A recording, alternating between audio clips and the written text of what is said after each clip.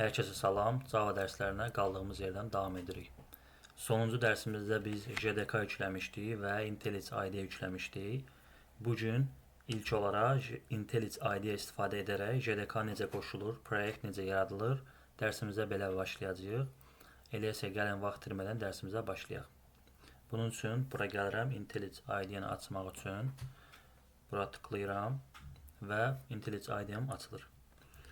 Bunlar mənim əvvəldən istifadə edədiyim, yazdığım proyektlərdir. Bunlara fikir vermirik. Biz IntelliJ IDE-də proyekt yaratmaq üçün burada New hissəsi var. Ona basırıq. Belə bir səhifə açılır. Bunlar nədir? Gəlin bunların izahı ilə başlayayım. Bu name hissəsi mənim proyektə ad verməyim üçündür. Məsələn, az.turing verirəm. Bu arada qoyduğum nöqtə nədir? Proyektimi bir formata salmaq üçündür. Mən burada istənilən sayda verə bilərəm .az. Yəni bir sayt formatında düşünə bilərik. Yəni qruplaşdırıram. Bu hissəsi ad vermək üçündür. Default olaraq mən az.turing verirəm və davam edirəm. Location hissəsi mənim proyekt yaratdıqdan sonra kompüterdə hara düşəcəyimi ifadə edir. Və bu default olaraq bunu verib, yəni documents Java 21-ə düşəcək. Mən istəsəm bunu dəyişə bilərəm. Yəni bunu idarə eləmək üçün biz buradan hara düşəcəyini deyə bilərik. Language hissəsi nədir? Burada biz dedik ki, bir proqramlaşma dili kompüterlə ünsiyyət qura biləcəyimiz bir vasitədir. Kod yazan zaman dil seçməliyik. Burada Java, Kotlin, Groovy, JavaScript var. Buradan istəsək başqa dildə seçə bilərik. Amma biz hal-hazırda Java öyrənirik deyə burada Java-nı seçməliyik. Build sistem nədir? Bizim proyekt yaradan zaman proyektimizin hansı quruluşda olmasını ifadə edir.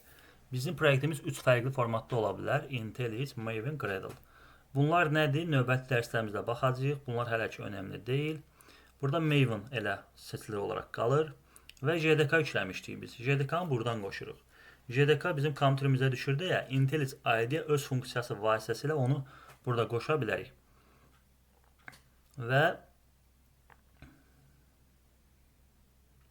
bura basdıqdan sonra burada JDK-nın müxtəlif versiyaları var. Demişdim ki, bəs JDK-nın müxtəlif versiyaları var və onları biz hansını yükləsək, onlar hamısı bura düşür.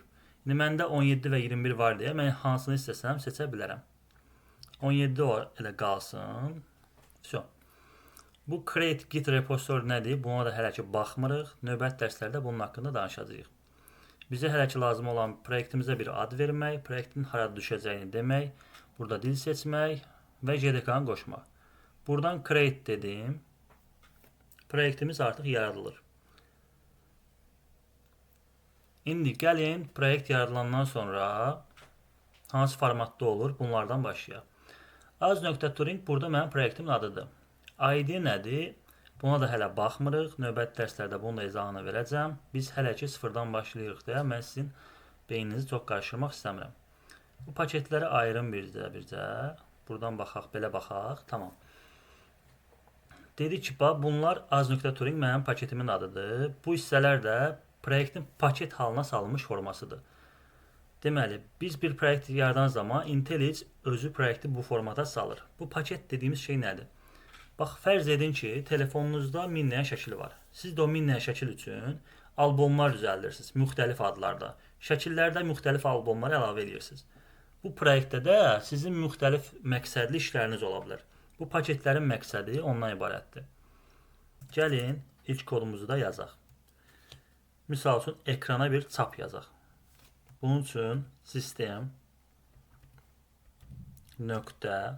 .out .print, yəni bir şey çapa vermək istəyirəm, elən. Buradan bir mesaj yazıram. Misal üçün, hello world.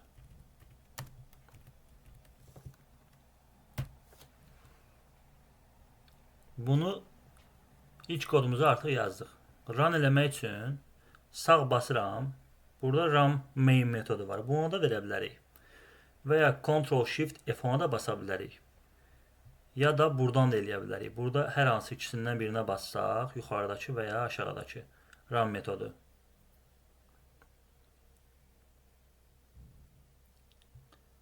Yazdığımız kod burada icra olundu. Bu bizim Java dilində yazdığımız ilk koddur. Deməli, dərsimizə bu main metodu ilə davam edək. Bu main metodu nədir? Burada gördüyümüz main əslində bir klassdır. Klass nədir? Ona növbəti dərslərimizdə baxacağıq. Main metodu mənim kod yaza biləcəyim bir mühit təmin edir mənə. Bu main klassı var əslində. Bu main.java sonluqlu fayldır. İndi bunu necə başa düşmək olar? Gəlin baxaq. Gəlirəm bura Documents. Biz proyekti yaradan zaman o düşmüşdü Java 21-də. Bax bu az.turing. Gəlirəm bura sırıcı main.java.org example.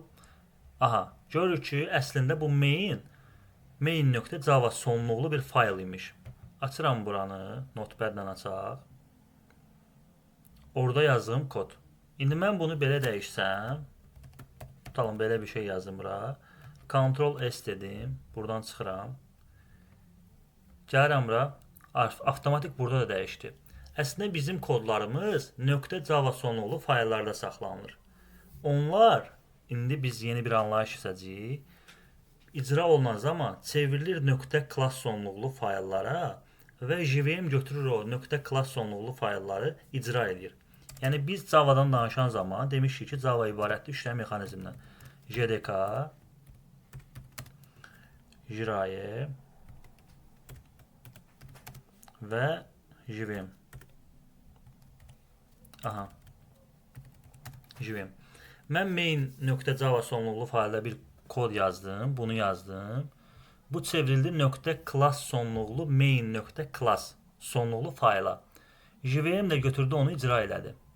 İndi necə olur ki, bu proses baş verir? Bax bunu mən run edirəm, düzdürmü? Bu kod necə olur? Gəlir burada çapa verilir. Gəlin ondan danışaq. İndi sizlə yeni anlayışdan danışacağam. Deməli nədir? Compile və interpreter. Bunlar haqqında danışaq. Bunlar nədir? Preator. Aha. İndi bu compiler və interpreter nədir? Gəlin onlardan danışaq. Compile dediğimiz şey, bax mən dedim ki, main.java sonluqlu fayllarda saxlanılır, düzdür? Bunu .class sonluqlu fayllara çevirən vasitə budur. Yəni biz kodumuzu insan dilindən, mən burada hello world example yazdım. Bunun proqram başa düşmür axı. Bunu .class sonluqlu fayla çevriləndən sonra o düşür bytecode halına. Onu da JVM icra edir. Compiler necə işir? Gəlin ona baxaq. Compiler deməli, yuxarıdan başlayır ən yuxarı sətirdən. Burada package oxudu, oregano oxudu, example. Fikir burada bitdi. Nöqtəli vergüllə bitdi. Axıra qədər gedəcək. Düşəcək növbəti sətrə. Burada fikir bitibsə, sən burada heç bir şey yaza bilməzsən. Nöqtəli vergüldən sonra. Bu belə. İndi burada da sətirləri görürük. 1, 2, 3, 4, 5. Axıra qədər düzülür. Bizim sonuncu sətrimiz hardadır? 16. Ona görə burada 16'dır. Məsələn, bir dənə bir şey yazsam, yenə artır. Bu belə. Compiler dedik ki, necə oxuyur? Soldan sağa, fikir bitdi, düşür növbəti sətrə. Fikir bitdi, düşür növbəti sətrə. Bir dənə də bir şey deyim compile haqqında. Compiler deməli, Java compile dildir. Yəni, fikir bitməlidir, sonra növbəti sətrə keçilməlidir. Amma interpreter desək, məsələn, mən burada 10 sətr kod yazsam, tutalım, burada bir dənə belə 10 sətr kod yazıram. Bu fikir bitməmiş, bu növbəti sətrə keçmir. Bunu edən şey compile'dır. Amma Python'da belə deyil. Python interpreter istifadə edir. 10 sətr kodun varsa, 10 sətrin hamısı eyni vaxtda icra olunur. Yəni, hamısı eyni vaxtda tərcümə olunur. Bu compile və interpreter məqsədi sənin insan dilində olan bir məlumatı proqrama deyən vasitədir. Yəni, çevirən insanın başa düşə bilməyəcəyi və proqramın istifadə edə bilməyəcəyi bir vasitəyə çevirən, yəni .class sonluqlu vasitəyə çevirən compile'dır. Bu belə. Bunları silirəm. Bax, system out println yazdım. Bu əslində main.java sonluqlu faylda saxlanır, düzdürmü? Bunu gördük. Bu compile olundu. Addım 1. Birinci addımda bu kodum, məsələn, .class sonluqlu fayllara çevrildi. Birinci növbədə compile olunmalıdır kod. İkinci addım nədir? Burada JVM işə düşür. JVM mənim nəyim idi? Mühəndisim. Aşbazım. Yadınızdadır, keçən dərs sizə eləmişdim. JVM nə deyir? Nöqtə klass sonluqlu faylları, yəni mən bunu yazmışamsa, bir iş görmək istəyirəm. Yəni bunu yazanda nə olur? Gəlir burada bu çapa verilir də. Yəni məqsədim burada çapa verməkdirsə, mən bir iş görmək istəyirəm. Bu işi görən vasitə JVM-dir.